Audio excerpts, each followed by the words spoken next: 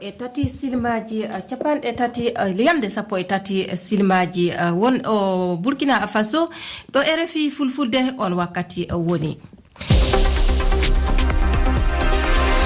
Rama Diallo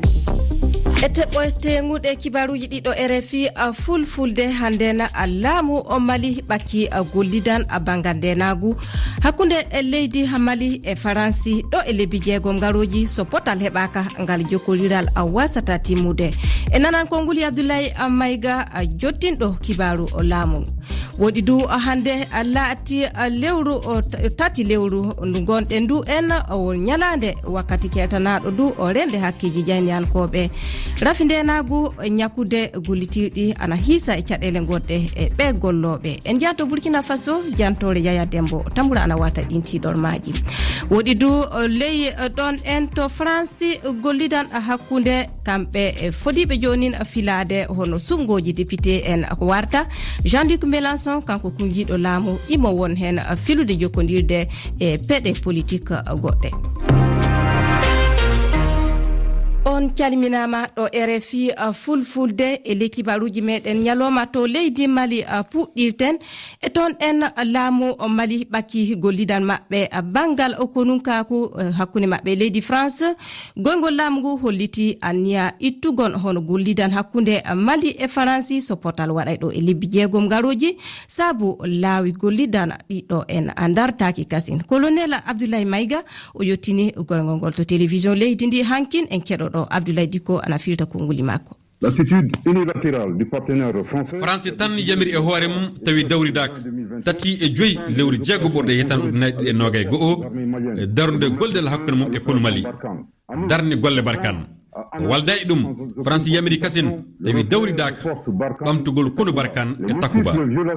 laabi kewɗi laanayi diwoji kono France ana mbeeya e dow Mali e yeddude ko tawa Mali ana haɗi ɗi mbeeya e yoga e nokkuje ɗe fa goldal ngal tiiɗa na daro ɗum saabi so France tewti goomu joƴƴine ƴewta ɗereji goldal e banggal konunkagal ɓe jaɓali neldude koɓe jiiɗi waylite tawene lewru sappo e ɗiɗo ɓorde hitan ɗaɓɓine nde Mali neldino ko yiɗno waylite e goldal ngal gouvernement Mali ana lalili goldinde e kala gollidiɓe muɗum e dow teddegal. Colonel Abdoulaye Mayga jottino kibaruji laamu Mali to leydi Burkina Faso jawanten ton en waltude e kibaru nde nyalande hertanande e janiyankoɓe nabiyen kokkoɓe kibaruji ɓe yimɓe ana gon e golle fa hande du tiɗor maji ana lima ako heewi to leydi Burkina Faso to rafindenagu won tiɗor maji yoga ana kisadu hano nyakude gollitirɗi Yaya Dembo Tambura yewtidi e maɓɓe jantore nde keɗotoɗen. Hokkoɓe kabaruji Burkina Faso na wonde e tiɗoro maji hande e gollal muɗum en habbata dikko hokko kabaruji radio Omega Bobo Gilaso so gonga golle amen hande wona hunde ko hoyi sabu nokkuji ɗo kibaruji ɗin e hoore muɗum woni ton yottatako to kaade ɗon jaho ɗon ceedo ɗon paamu ɗum e hoore muɗum waɗi de ngaɗon juccino suudu baba tonka faysi muyɗa no tiiɗi yaade sanne ndelle wawtugoma andu a jogitatako noni e konguli goyngiji ɗi laamu meɗen yaltinta e hettinade Amadou Tambura hokko kabaruji gorom ndegu udal raflenagu wari ɓewdi torra on hokkoɓe kibaruji walla Allah no gollidata leydi men Burkina ɗo en golle onnen duuɓi caktiɗi en wana ko hoyi sanne sabu sini leydi jooɗaki sini rafi jam no woni leydi mum fu kibaruji ɗin en gollitirton non en ne tiiɗi sanne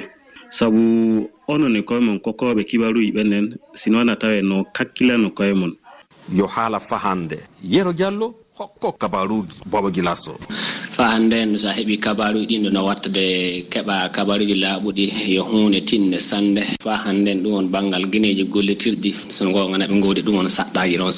sande fa heɓa gollal ngan yaara yeeso hokko kabaruji Burkina Faso no rogol laamiɓe ɓen hoyna kanum e mballa Yaya Demba Tambura Bobo Gilaso RFI. wodi e ley andu kibaru waltude e kanko wiyeteɗo François Compaoré neɗɗo Burkina Faso joom golleji politique kanko tumaɗo wargo Norbert Zongo ɗum wonno ko foti duuɓi 20 hikka o janiyanke kumpitonnoɗo hono kibaruji cuuɗiɗi o warama wakkati o wonno yinde golleji makko leyɗon en imo hanuno hokkitede saria Burkina jillama o wonton to leydi France ko heɓay latade hande tati lewru ndu wonno nyalande timmude nde France yonno o hokkitinde lawol ko Burkina Faso jabbo oɗo en nyawdi ɗum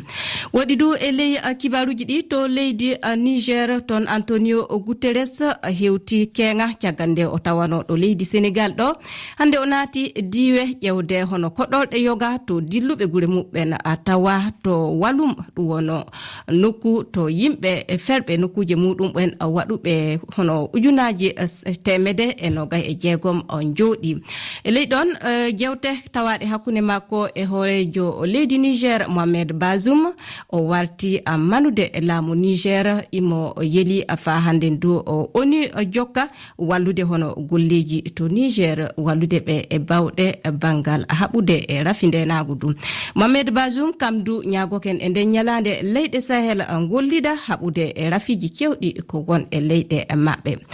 to Nigeria ton mayɓe ɓeydoken ko foti sappo wonno ko hisa jonin ko rewi suudu samundu ɗum ɗo hollanoma kenga yimɓe jeetato caggal majjum wonno ko andina ɗiɗo ɗuuti ko walti jonin fa handen nde limore e hisa hono yimɓe nawniɓe du ana gaɗano gaw e tatto yoga e maɓɓe ana gon e nawnanɗe nawɗe sanne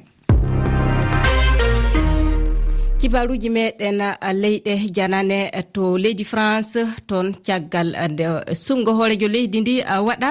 ɓeɗo en ɓe keɓay laamade ana gona filade no waɗa de keɓa limore ɓurtude député en ko sungo warowo e lewru jeɗɗa ɓurdu ndu Jean-Luc Mélenchon ana tawa e ɓen ɗon en imo won jonin filade nanodiran e peɗe politique goɗɗe no waɗa de o heɓa député en fa heewa en keɗo Minati Diallo e majjum Jean-Luc Mélenchon ardiɗo fedde nanoyankore noddirtene France Insoumise heɓino nogay ɗiɗi e ley temedere ɓel neɗɗo e suɓogoji arande gaɗuɗi e sappo lewru ƴaɓɓinu ndu omo anniyi heɓude député ɓe hewɓe e woteji sarɗiyankoɓe kanɗi waɗude e sappo e ɗiɗi kañum e sappo e jeenay lewru ndu omo e lawol nde wonno caggal nde o waɗi kawral hakkude fedde makko nde e pelle goɗɗe hono fedde daranide kiwaltaridi waɗali so o darni jungo sabi Jean-Luc Mélenchon anni laamidade e Emmanuel Macron yoga e hertoriɓe politique kolliti dental kesal pelle politique e bangue nano kañum e fedde vert ɗum woni daranide kiwaltarini ana mili heɓugol maɓɓe sembe to suudu batu mangu leydi ndi so Jean-Luc Mélenchon heɓi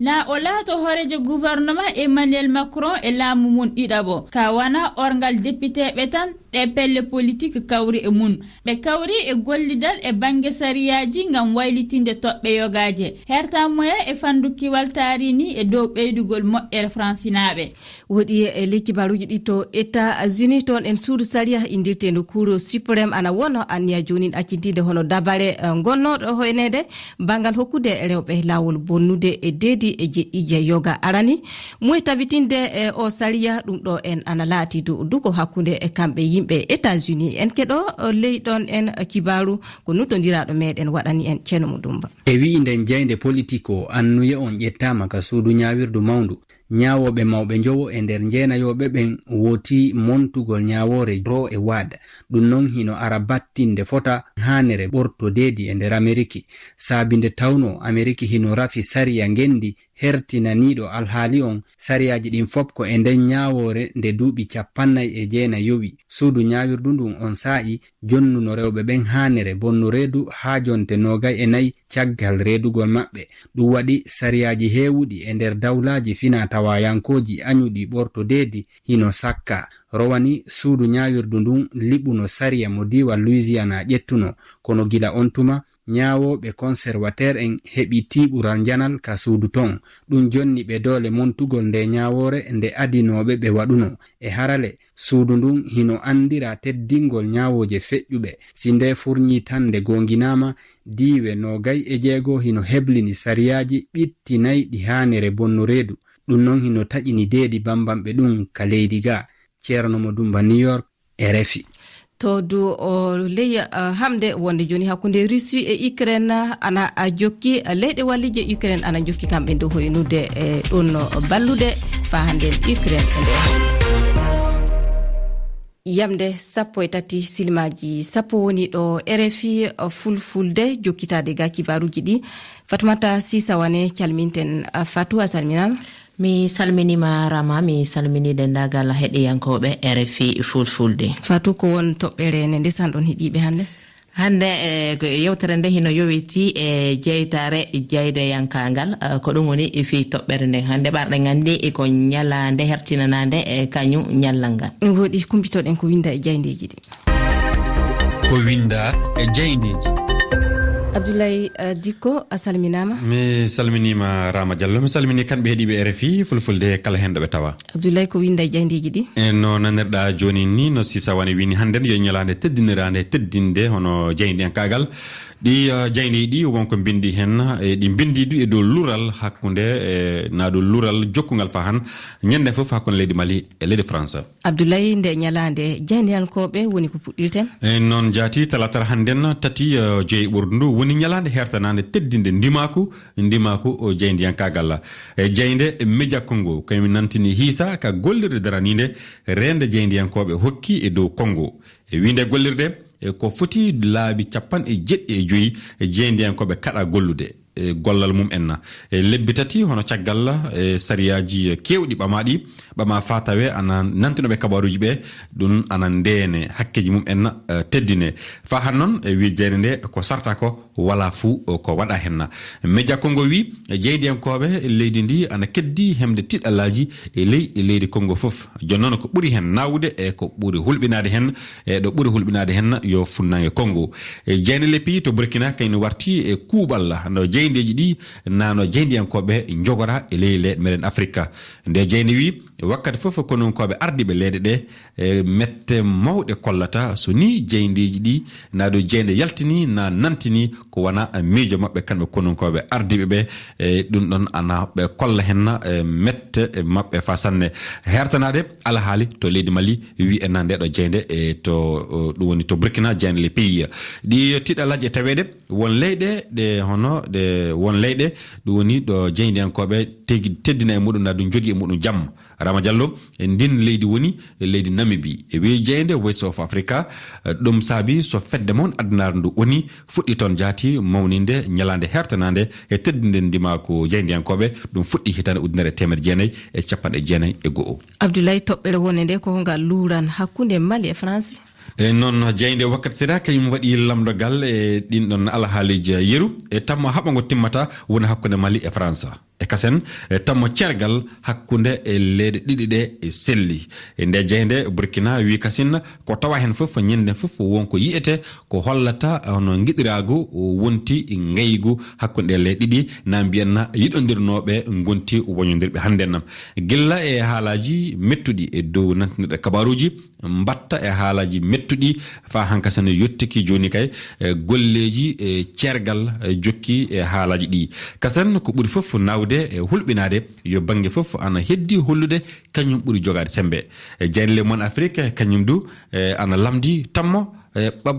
ɓakkugol ngal gollidal e banggal ɗum woni konunkagal ana wawi wadude tiɗal e jaltol barkanna to Mali sabu de e wi jeyde nde ngol jaltol tiiɗugol ana hani waɗude hakkunde lebbi 4 yaade e lebbi 6 aujourd'hui to Burkina kañum du wi tammo ɗum hono ana hokka ɗum ana holla wiide Wagner hemti Mali fa wartira ndenago tammo Russie heɗintinanna gollal kiingal hakkunde muɗum e leydi Mali ɗe lamde woni ko ndeɗo jeyde Burkina waɗi jeyde Sahel intelligent kañum wi hono anni ngal luural waɗi balɗe seeɗa tan caggal nde Antonio Guterres hoorejo oni holliti kono koɓe ardiɓe Mali ɓe Burkina eɓe Niger e nadu eɓe Burkina eɓe Guinée tota civil en laamu no yawiri. Ngasi Abdoulaye Dicko.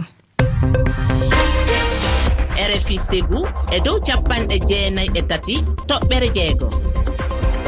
RFI Sikasso e dow 95. RFI Mopti e dow 97 toɓɓere 7. RFI Garwa e dow 104 toɓɓere 3. RFI Marwa e dow 101.6.